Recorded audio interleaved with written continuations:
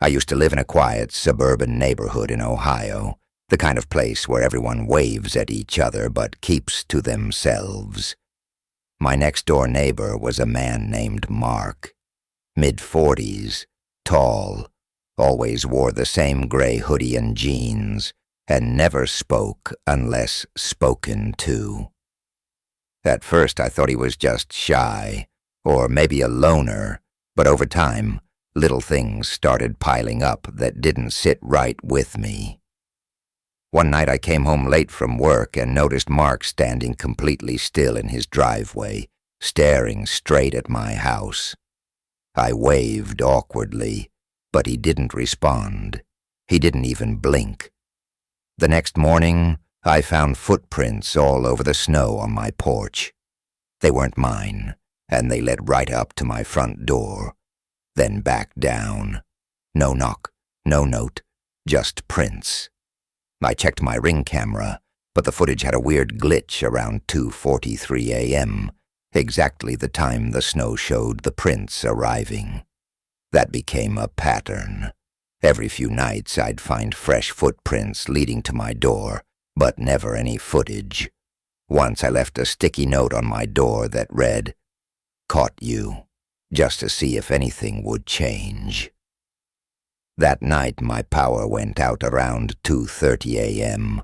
I looked outside, and across the street under the dim streetlight, I saw a silhouette, just standing there, arms at its sides, head tilted. It wasn't until lightning flashed a few seconds later that I realized it was Mark, just standing in the pouring rain, staring at my house.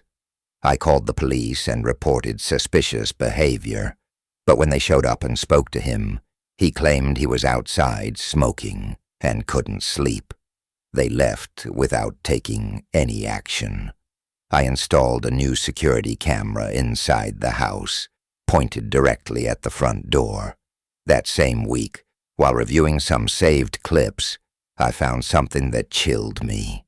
A video from 2:42 a.m. showing the door slowly creaking open, but I always locked it, every night. I double-check. In the footage, the door opened just a crack, and stopped. Nothing entered, just silence and darkness. I changed the locks the next day. A few nights later, I heard faint tapping. I paused my movie and listened. There it was again, like fingernails brushing the inside of the front door.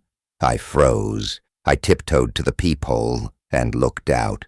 Mark's face was right there, his eye pressed to the peephole from the other side, staring in. I stumbled back in pure panic. When I yanked the door open seconds later, no one was there, just the porch light swaying in the wind. I called the cops again, and they talked to him. This time, they warned him not to approach my house. But again, no arrest. 2 days later, I came home to find a small package on my doorstep. No return address. Inside was a single photo. It was me, sleeping, taken through my bedroom window. I didn't even know that angle was possible. That night, I didn't sleep. I sat in the living room with a kitchen knife in my lap, eyes glued to the door. At exactly 2:43 a.m., my porch light went out. I crept to the window and saw him again, standing motionless at the edge of my lawn. I called the police, begging them to send someone immediately. While I was on the phone, I heard a soft creak. The back door. I ran to the kitchen, locked. Deadbolt still turned. But when I turned back around, I swear I heard footsteps in the hallway. I locked myself in the bathroom and waited with the knife, whispering to the 911 operator. They arrived 11 minutes later, did a full sweep, and found no one. But here's the part I can't explain. My attic access panel was wide open. I live alone. I never used the attic. They said there was no one up there, but ever since then I hear thumps above me at night. I moved out 2 weeks later. The new place is smaller, but I sleep better now. until last night, when I checked my mailbox and found another photo. It was me again, only this time, it was taken inside my new living room.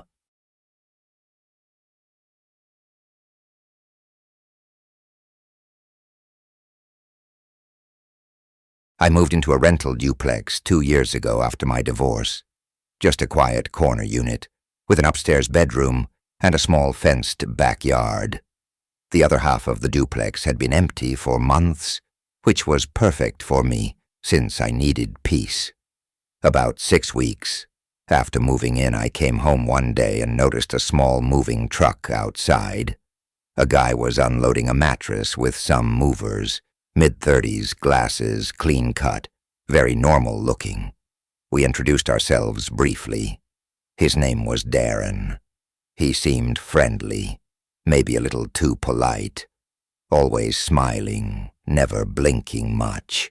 Over the next week or two, I'd see him standing in the driveway most evenings, sipping from the same red mug and staring into the street like he was waiting for something.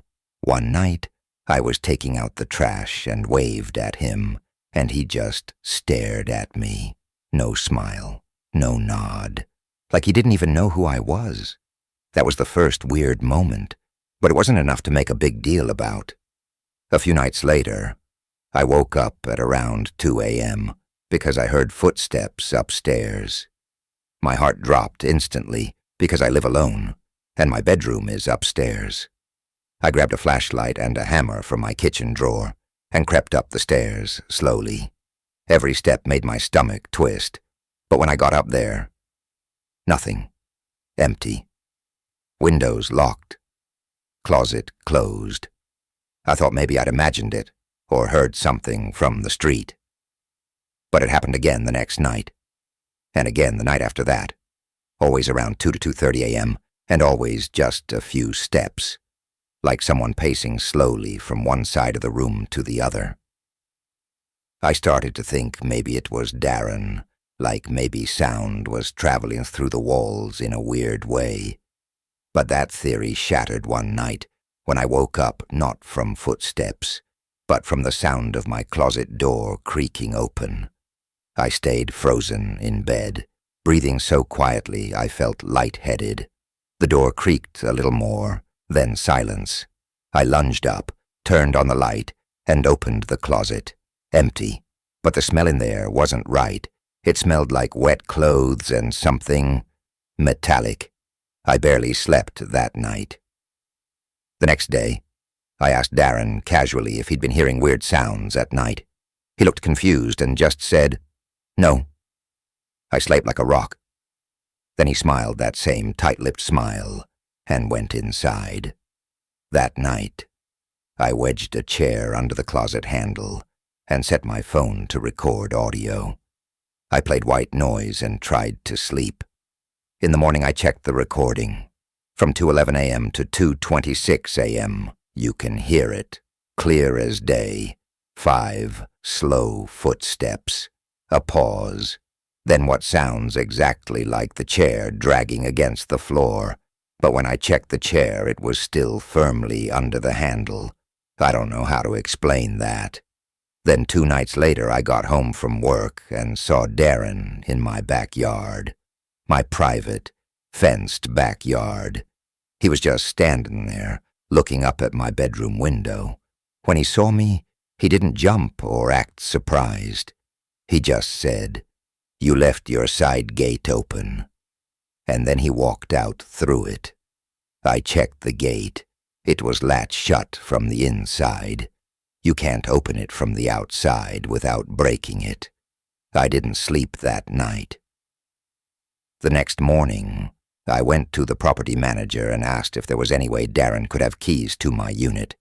She said no, absolutely not, and she even showed me the key logs. I didn't tell her everything, just that I was having security concerns. The final straw came one night when I came home late and found muddy footprints, bare feet, going up my carpeted stairs. My stomach turned to ice. I called the police immediately and waited outside in my car until they arrived. They did a full sweep and found nothing. But here's the thing. My back door was still locked, no broken windows, and the attic hatch was slightly open. Again, I had them check the attic. It was empty. They told me it was probably an animal or a prank. But 2 nights later I woke up and saw something that still makes me feel cold. I opened my eyes at 2:30 a.m. to see a man, just the outline, standing silently at the end of my bed. I couldn't see his face, but I knew it was Darren. Same building, same posture. I tried to scream, but nothing came out. I turned on the lamp and he was gone, just gone. I checked every door, every window. Nothing was open, nothing was broken. But the next morning I found one of Darren's red mugs on my kitchen counter. I never invited him inside. I moved out that weekend, left half my stuff behind. 2 months later I was at a gas station across town when I saw him again. He was standing by the ice machine, staring at me, holding that same red mug. He smiled, and then said something that I still can't explain. "You've got more closets in this one, huh?"